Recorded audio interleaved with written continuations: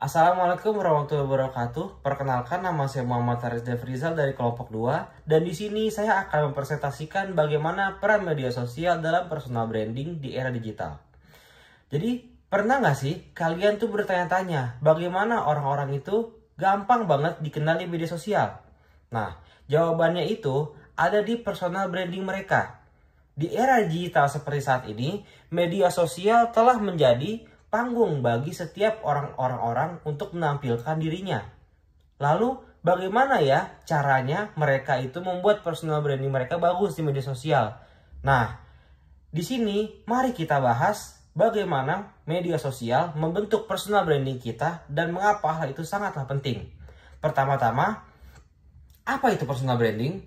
Nah, personal branding adalah aktivitas dari setiap individu untuk menampilkan citra dirinya kepada orang lain yang bertujuan untuk mempromosikan diri mereka.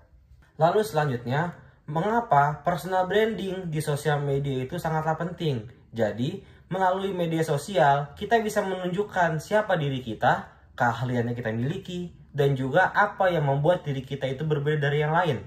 Dan ini langsung ke audiens yang lebih luas. Jadi nggak perlu kita membuat satu-satu atau lewat mana, langsung media sosial. Di sini kan media sosial pasti dilihat oleh orang-orang yang banyak. Seperti itu, guys. Lalu selanjutnya, mengidentifikasi keunikan diri. Ketika kita membuat sebuah personal branding, kita perlu mengidentifikasikan keunikan diri kita. Itu bisa berupa sifat, karakter, penampilan, dan lain sebagainya. Nah, yang pertama yang harus dilakukan adalah kita harus merefleksikan diri kita.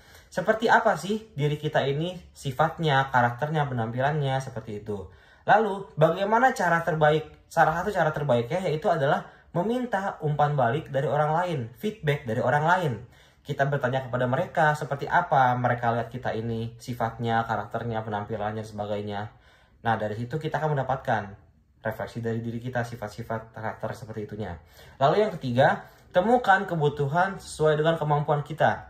Seperti misalnya, jika kita memiliki kemampuan futsal, sepak bola, maka kita harus mengikuti latihan-latihan sepak bola, latihan-latihan futsal, dan juga mengikuti turnamen-turnamen dan lomba-lomba.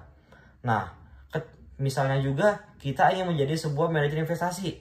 Kita memiliki kemampuan untuk menganalisa sebuah bisnis seperti apa.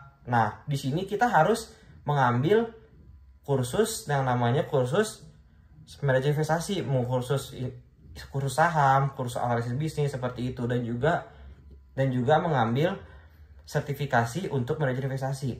Nah, ketika kita sudah mendapatkan dua itu, kita sudah refleksi diri dan juga menemukan kebutuhan sesuai dengan kemampuan kita. Masuk ke poin keempat, gabungkanlah kedua itu, yaitu refleksi diri, yaitu keahlian, dan juga temukan kebutuhan sesuai kemampuan, itu minat. Ketika minat, kebutuhan, dan minat dan keahlian sudah bertemu, maka muncullah keunikan diri itu di personal branding kita. Lalu lanjut, strategi personal branding di media sosial. Yang pertama yaitu adalah memilih platform yang tepat sesuai dengan target audiens.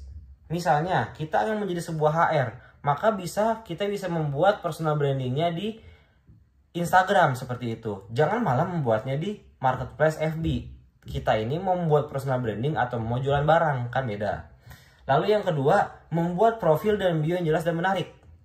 Karena dengan profil dan bio yang jelas dan menarik, kita bisa membuat orang lebih tertarik untuk melihat ke bio dan profil kita, lalu melihat personal branding kita. Yang akhirnya membuat orang lebih banyak melihatnya, lebih banyak audiens begitu.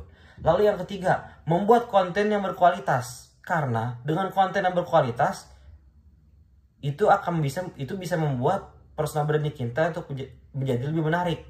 Lalu yang keempat yaitu adalah berinteraksi dengan audiens. Jadi kita bisa membuat sebuah konten yang menunjukkan personal branding kita, dan kita bisa membuat seakan-akan audiens itu ada di dalam video itu, dan itu akan menjadi sebuah hal yang sangat menarik bagi audiens, dan pasti mereka akan terkagum-kagum lah seperti itu. Mungkin sekian dari saya. Terima kasih atas perhatiannya. Kurang lebihnya mohon maaf. Dan terakhir, wassalamualaikum warahmatullahi wabarakatuh.